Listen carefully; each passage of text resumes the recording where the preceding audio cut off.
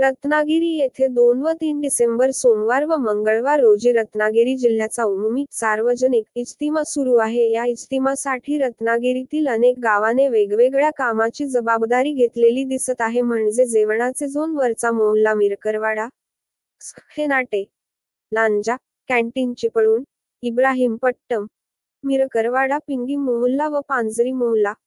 पाणी पुरवठा करण्याची महत्त्वाची जबाबदारी पांजरी मोहल्ला मिरकरवाडा, लाईट पावस, स्पीकर मस्तान मोहल्ला मिरकरवाडा, सफाई, स्वच्छता, मजूर, पार्किंग बाजारपेठ, ट्रॉफिक कोकण नगर, ट्रान्सपोर्ट राजापूर इत्यादी जबाबदाऱ्या देण्यात आल्या आहेत।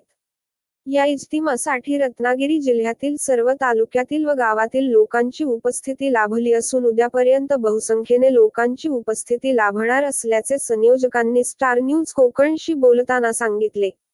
उद्या असर नमाज नंतर विश्व शांतीसाठी दुआ करून इज्तिमाची सांगता होईल।